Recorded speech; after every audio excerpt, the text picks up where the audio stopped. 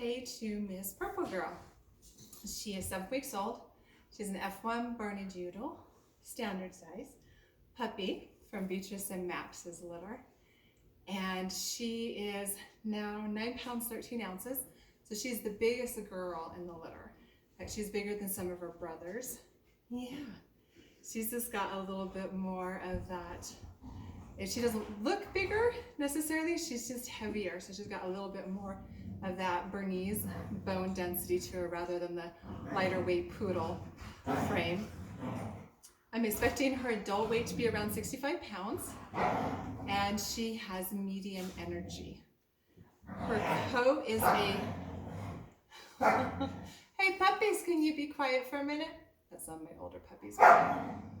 They're playing. So she has a wavy coat right now, and I'm expecting that to be more of a wave and even some of those big loose curls that I talk about when she gets her adult coat. So her grooming needs are going to be about every 6 to 8 weeks. She is traditional tricolor.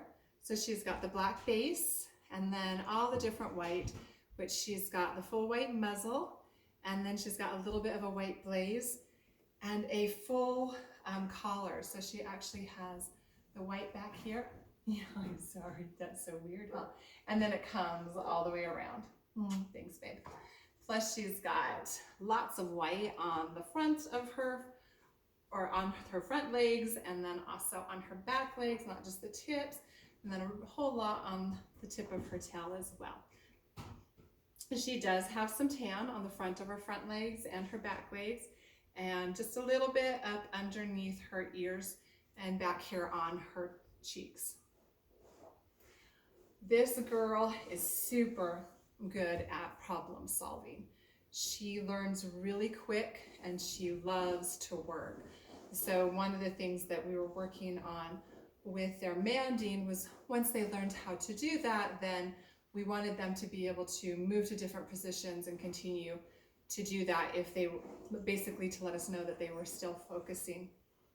And she picked it up really, really quick. That's what we wanted to do. Most of the puppies would just sit in the same place, basically waiting for us to turn back to them and give them eye contact rather than realizing that they're the ones that we were wanting to move to give us eye contact. But she picked that up really quick because she really likes to be able to see our eyes because she can gauge a lot from that. So that helps her to learn really fast. She is okay with new things. She actually went and touched the vacuum after I turned it off with her nose and then also put her paw on it. Usually the puppies are like, oh, I'll just walk by it. I see that it's there. They're not afraid of it, but they don't really want to go investigate. And she was the only one who really, really went and tried to engage with it. Again, once it was off, while it was on, nobody wanted anything to do with it really at that point. Somebody did, I forget who it was, I said it in their video, they did go almost to get it. I think that might have been Miss Mint Girl, but she did go check it out afterwards. She's very confident and curious about stuff. She's also one of the puppies that is what I call forgiving. So when something's going on, doesn't even necessarily have to be something that happens to her, like I don't know if maybe some of the other dogs get, we don't have fighting going on here, but sometimes they'll get to where they're barking at each other. A puppy like this can think that that's something they need to fix and solve, even though it had nothing to do with them. They have no control over it. So that's something just to keep in mind with these puppies that I say are forgiving, that when you've got some maybe chaos or if there's yelling going on in the house, and it can even be yelling because you're yelling at your sports team because they made a bad play or the ref made a bad call. These puppies can take that on and think, oh no, I did something wrong. I need to go see what I can do to fix it. So it's just keeping that in mind. If you notice that that's what they're doing, then try to just turn everything to be positive. So you can still yell and get upset, but it's all done with positive energy rather than the negative, and they'll do just fine with that.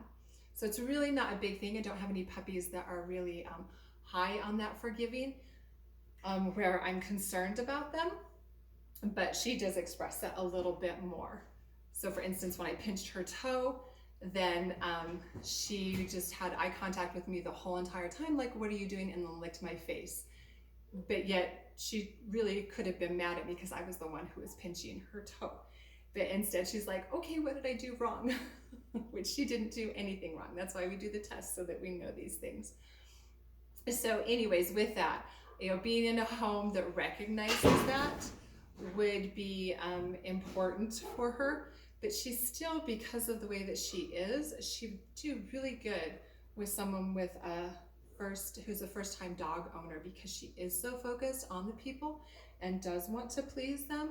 So, and the only time I think that that wouldn't work is if your life is really chaotic and you're not going to be able to notice when she's doing that. Then that might not work for a first-time dog owner. And she's also okay to spend time alone. Of course, she would need to be transitioned to that. It would be something when she gets older. It wouldn't be right away. But she was good to be able to spend time by herself, but then also okay to go. So she's, again, one of those puppies that I can't call the middle of the road, because she'd just be up for all of it. What do you think? Somebody's out there barking. She wants to go see what's going on. This is Miss Purple Girl. Hopefully she'll keep her freckles.